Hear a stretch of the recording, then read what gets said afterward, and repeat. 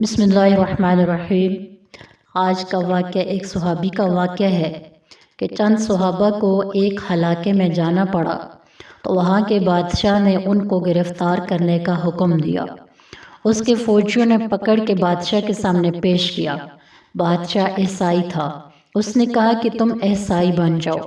انہوں نے کہا کہ ہم عیسائی نہیں بنتے، ہم تو مسلمان ہیں، ایک اللہ کو ماننے والے ہیں، ہم اسی ایک اللہ کا سبق ساری دنیا کو سکھانے کے لیے نکلے ہیں۔ اس نے کہا یا تو میری بات ماننی ہوگی، اگر نہیں مانو گے تو میں تمہارے ساتھ سخت سلوک کروں گا۔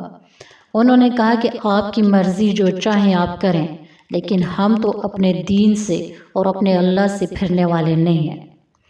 قرآن کریم میں ایک جگہ اللہ تعالیٰ نے فرمایا، اے مسلمانوں، تم میں سے کوئی اگر دین سے پھر جائے تو اللہ دوسری قوم کو پیدا کر دے گا جو اللہ سے محبت رکھے گی، اللہ ان سے محبت رکھے گا۔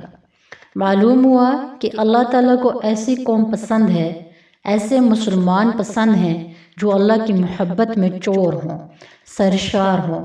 اس لیے کہ اس کا ذکر کیا کہ تم پھرنا چاہو تو پھر جاؤ، ہمیں کوئی پرواہ نہیں، ہم دوسری قوم کو پیدا کریں گے جو ہم سے محبت کرنے والی ہوگی، اور پھر اس کے نتیجے میں ہم بھی اس سے محبت کریں گے۔ تو وہ صحابہ کرام کہنے لگے کہ تم جو چاہے کرو، ہم تو پھرنے والے نہیں۔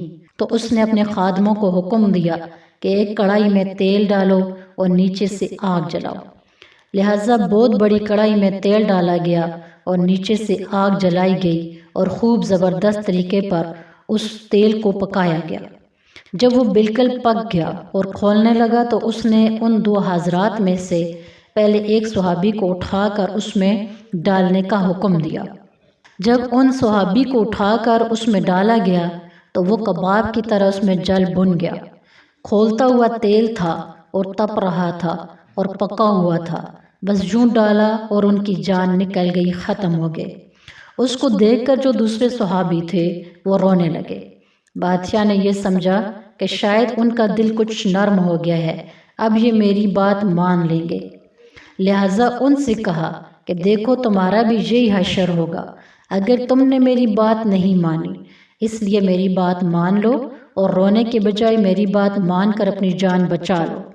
وہ صحابی کہنے لگے کہ تجھے دھوکہ ہو رہا ہے، میں اس لیے نہیں رو رہا ہوں کہ میں ان کی جان کو یوں نکلتے ہوئے دیکھ رہا ہوں، یہاں مجھے کوئی خوف اور کوئی دہشت اور کوئی وحشت نہیں ہو رہی، بلکہ میں تو اس لیے رو رہا ہوں کہ میں نے دیکھا کہ جو ان صحابی کو اس تیل میں ڈالا گیا، ذرا سی دیر میں ان کی جان نکل گئی، تو میں سوچ رہا ہوں کہ مجھے بھی تو اس میں ڈالے گا تو میری بھی اسی طرح جان نکل جائے گی، پھر میرے پاس اللہ کی محبت میں قربانی دینے کے لیے کوئی دوسری جان نہیں ہوگی، اس لیے میں رو رہا ہوں کہ ایک ہی جان ہے۔ اور کہنے لگے کہ اگر میرے پاس 100 جانیں ہوں تو میں یہ خواہش کروں گا کہ بار بار میری جان کو اس میں ڈالا جائے اور میں 100 مرتبہ اللہ کی محبت میں قربان ہو جاؤں۔ سبحان اللہ، یہ تھے صحابی جو اپنی 100 جانیں قربان کرنے کے لیے بھی اللہ کے راستے میں تیار تھے۔